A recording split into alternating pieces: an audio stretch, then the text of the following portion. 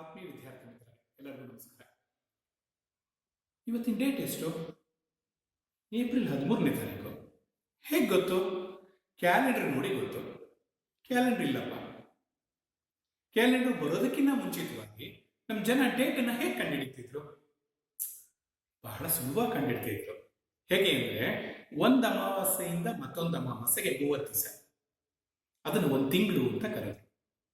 ಒಂದು ಅಮಾವಾಸ್ಯೆಯಿಂದ ಹುಣ್ಣಿಮೆಗೆ 15 ದಿವಸ. ಆಗ ಚಂದ್ರನ ಬೆಳಕು ಹೆಚ್ಚಾಗ್ತಾ ಹೋಗೋ 15 ದಿವಸನ ಶುಕ್ಲ ಪಕ್ಷ ಅಂತ ಕರ್ಕೊಂಡು.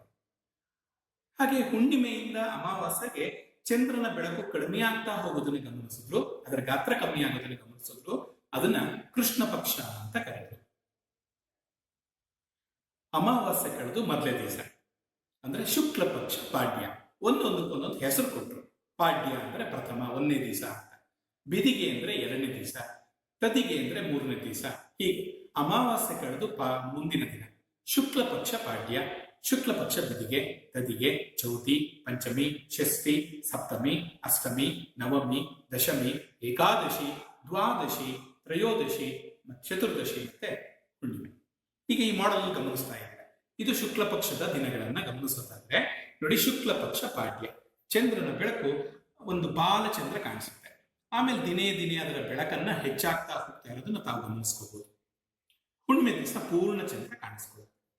ಅಮಾವಾಸ್ಯೆ ದಿವಸ ಪಶ್ಚಿಮ ದಿಗಂತದಲ್ಲಿದ್ದಂತಹ ಸೂರ್ಯ ಚಂದ್ರ ಹುಣ್ಣಿಮೆ ದಿವಸ ಪೂರ್ವ ದಿಗಂತಕ್ಕೆ ಬಂದ್ಬಿಡ್ತಾರೆ ಸಂಜೆ ಹೊತ್ತಿಗೆ. ಹಾಗಾದ್ರೆ ಈ 180 ಡಿಗ್ರಿಯನ್ನ ಕ್ರಮಿಸೋದಕ್ಕೆ 15 ದಿವಸಗಳ ಕಾಲ ತೆಗೆದುಕೊಳ್ಳುತ್ತೆ.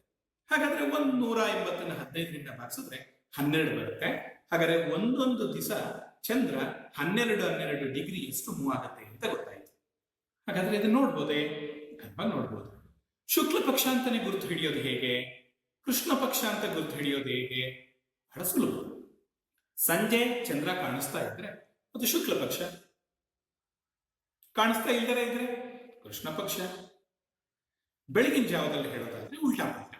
ಬೆಳಗಿನ ಜಾವದಲ್ಲಿ ಚಂದ್ರ ಕಾಣಿಸ್ತಾ ಇದ್ರೆ ಅದು ಕೃಷ್ಣ ಪಕ್ಷ, ಕಾಣಿಸ್ತಾ ಇಲ್ಲ ಅಂತಂದ್ರೆ ಶುಕ್ಲ ಪಕ್ಷ. ಯಾಕೆ ಏನು ಅಂತ ಸ್ವಲ್ಪ ಯೋಚನೆ ಮಾಡಿ ತಾವೇನೆ.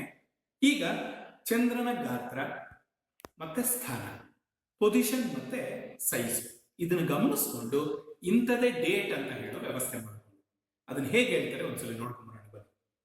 ಈಗ ನಾನು ಹೇಳ್ತಾ ಇರೋದು ಸಂಜೆ 6 ಗಂಟೆ. ಪಶ್ಚಿಮ, ಇದು ಪಶ್ಚಿಮ ಅಂತ ಭಾವಿಸ್ಕೊಳ್ಳಿ. ಪಶ್ಚಿಮ ದಿಗಂತದಿಂದ ಚಂದ್ರ ಈ ತರ ಬಾಲಚಂದ್ರನ ರೂಪದಲ್ಲಿ ಕಾಣಿಸುತ್ತೆ. 12 ಡಿಗ್ರಿ ಎತ್ತರದಲ್ಲಿ, ದಿಗಂತದಿಂದ 12 ಡಿಗ್ರಿ ಎತ್ತರ. ಇದು ಶುಕ್ಲ ಪಕ್ಷ ಪಾಡ್ಯ. 2ನೇ ದಿವಸ ಚೂರು ಗಾತ್ರ ಬದಲಾವಣೆ ನೋಡಿ, ಇದು ಶುಕ್ಲ ಪಕ್ಷ ಬಿದಿಗೆ. ಹಾಗೆಯೇ 3ನೇ ದಿವಸ ಸುಮಾರು ದಿಗಂತದಿಂದ 36 ಡಿಗ್ರಿ ಎತ್ತರದಲ್ಲಿ, ಶುಕ್ಲ ಪಕ್ಷ ತದಿಗೆ. ಹಾಗೆ ಚೌತಿ, ಪಂಚಮಿ, ಷಷ್ಠಿ, ಸಪ್ತಮಿ. ಸಪ್ತಮಿ ದಿವಸ ಹೆಚ್ಚು ಕಮ್ಮಿ ಅರ್ಧಚಂದ್ರ ಗೋಚರಣೆ ಆಗುತ್ತೆ. ಆಮೇಲೆ ಅಷ್ಟಮಿ, ನವಮಿ, ದಶಮಿ, ಏಕಾದಶಿ, ದ್ವಾದಶಿ, ತ್ರಯೋದಶಿ ಮತ್ತೆ ಹುಣ್ಣಿಮೆ. ಹುಣ್ಣಿಮೆ ದಿವಸ ಪೂರ್ಣಚಂದ್ರ ಗೋಚರಣೆ ಆಗುತ್ತೆ.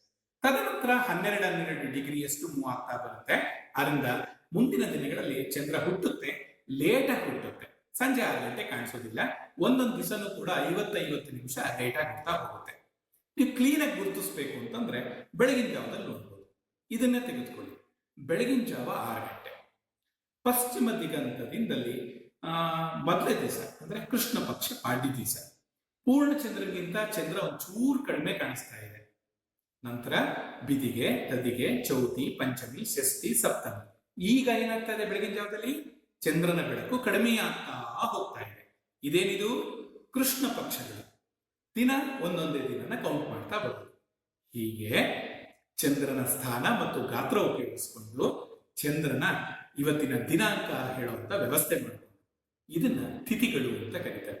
ಎಷ್ಟು ಚೆನ್ನಾಗಿದೆ ಅಲ್ವಾ? Thank you. ಆದ್ರೆ ಒಂದು ಮುಖ್ಯವಾದಂತಹ ಅಂಶ ಏನು ಅಂದ್ರೆ, ಇದನ್ನ ಚಂದ್ರ ಸಣ್ಣ ಗಾತ್ರ ಮತ್ತು ದೊಡ್ಡ ಗಾತ್ರದಲ್ಲಿ ಕಾಣಿಸ್ತಾ ಹೋಗುತ್ತೆ. ಈ ಗಾತ್ರದಲ್ಲಿ ಮತ್ತು ಪೊಸಿಷನ್ ಅಲ್ಲಿ ಪೊಸಿಷನ್ ಯಾಕೆ ಬದಲಾವಣೆ ಆಗುತ್ತೆ ಅಂತ ಗೊತ್ತಾಯ್ತು.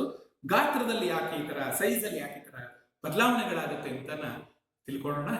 ಅದನ್ನ ಫೇಸಸ್ ಆಫ್ ಮೂನ್ ಅಂತ ಕರೀತಾರೆ. ಅದನ್ನ ಮುಂದಿನ ಮಾಡಲ್ ಅಲ್ಲಿ ನಾಳೆ ತಿಳ್ಕೊಳ್ಳೋಣ. ಆಯ್ತಾ ಇರ್ತೀರ ತಾನೆ? ನಮಸ್ಕಾರ.